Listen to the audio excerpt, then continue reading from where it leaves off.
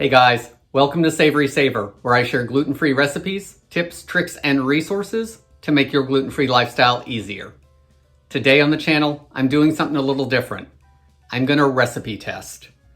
I'm going to make gluten-free chocolate chip cookies, and we're going to use Pillsbury's gluten-free all-purpose flour. Now, I've not made this recipe before.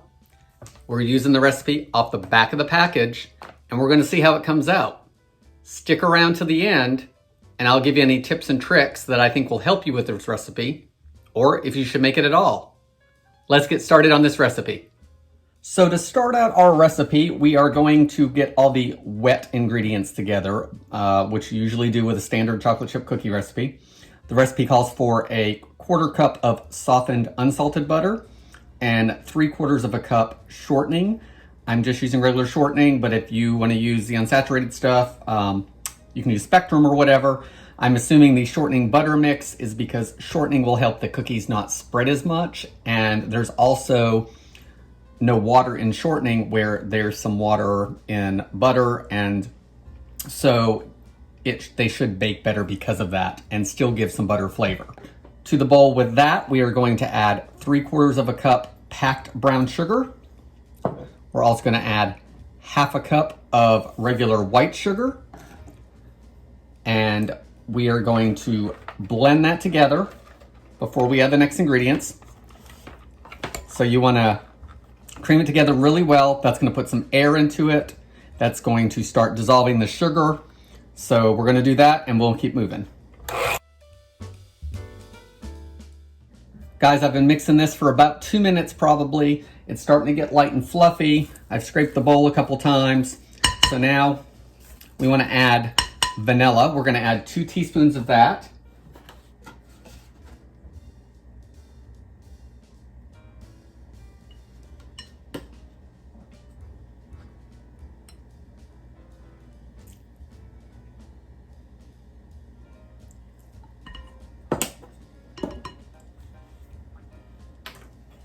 Let's get that blended up.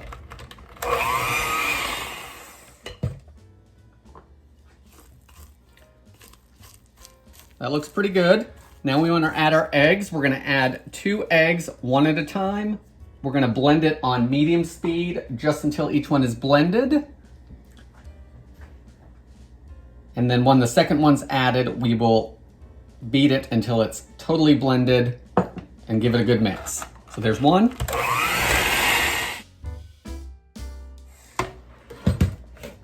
Okay, I think we're good. So there's our wet ingredients all blended up. So I'm gonna put that off to the side for just a moment. Now we need to do our dry ingredients. In this, we have 2 1/4 cups of the gluten-free all-purpose flour blend. We're also gonna add a teaspoon of baking soda to the mix. So there's a teaspoon of that. And we're going to add 3/4 teaspoon of salt. We're baking, so you want to use fine salt, either table salt or fine Himalayan salt or even fine kosher salt, but you don't want the coarse stuff. So there's 1/2 teaspoon.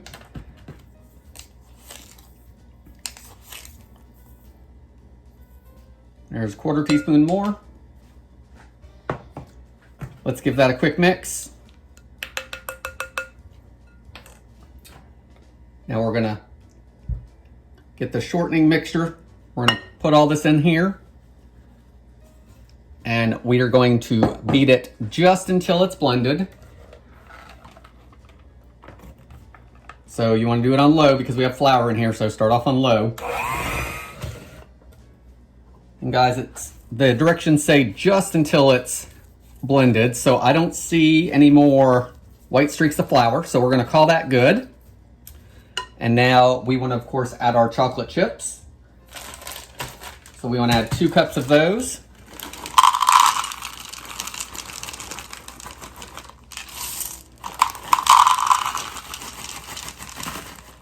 Which is the whole bag. This was a 12-ounce bag. And those you just want to fold in. At this point, you could also add a cup of chopped nuts. The recipe suggests that. That, of course, is optional.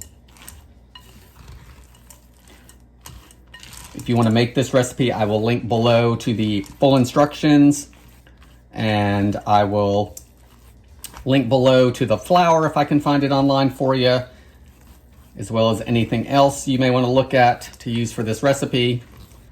Once everything is incorporated, we can start making our cookies. The directions say to preheat the oven to 350 degrees. That is the first step. However, I like letting batters and mixes rest because the gluten-free flours tend to absorb moisture more slowly.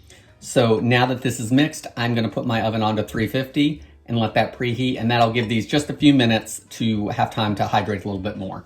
I've got my cookie sheet. It does not say whether to put anything on it or not as far as greased or ungreased. I'm gonna go ungreased. I'm assuming that the shortening and the butter are gonna have enough in it that it won't matter.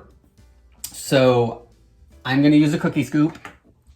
You want about a tablespoon or so, a little bit rounded. So this is actually 1.5 tablespoons. So I'm just gonna make a flat tablespoon of this. I use cookie scoops whenever I can, just makes it easy. So I'm gonna probably do 4 across and 3 down, whatever way you're looking at this. So it's gonna make approximately 5 dozen. So that's what, 60 cookies? So we're gonna do that and we'll pop them in the oven.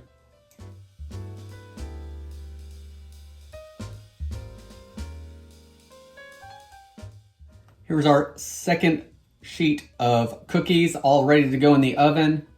So I did 12 to a pan.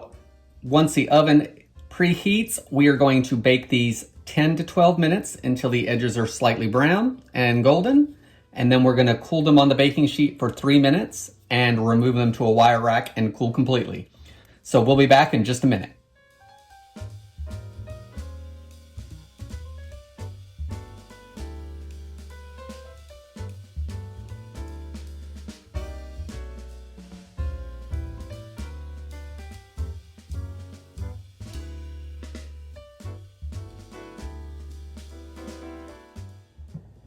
Okay guys, so our chocolate chip cookies are done. I've got a couple here on the plate, and as you can see, one is much more golden than the other. So we'll talk about that in just a minute.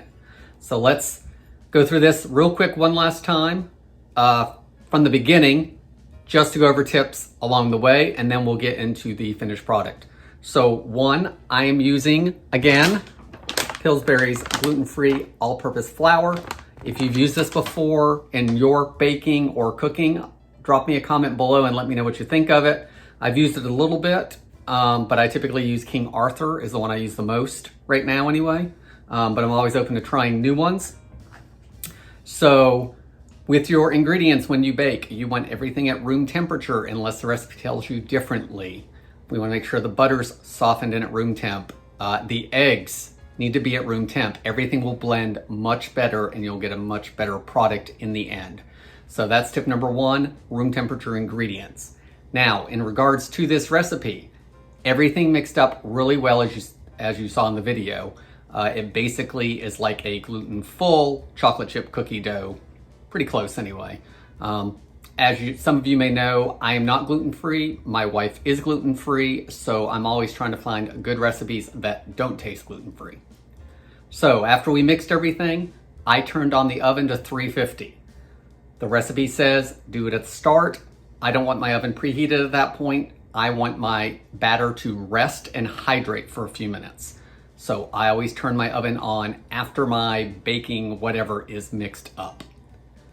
Next thing is they're going to spread a little bit. So you want to keep a couple inches between each dough ball to make sure you have enough room so they're not touching and all running into each other.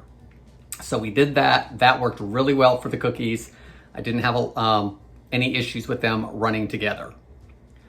The first batches I did, I did 2 cookie sheets in the oven at the same time and just rotated the shelf they were on halfway through. Those cookies did not come out as well, in all honesty, doing it 2 at a time. They are lighter. They didn't cook through as much. They are now because they're cool. They broke up some as I was taking them off the cookie sheet, So I found that the 2-sheet at a time thing didn't work as well. It was just easier to do them 1 cookie sheet at a time, even though it took me a little longer.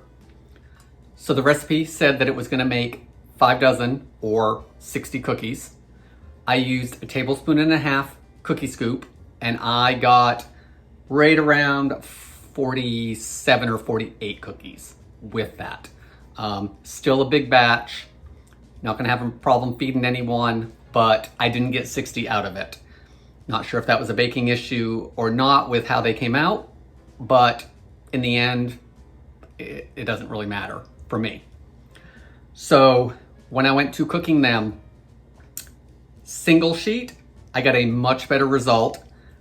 They are a little taller.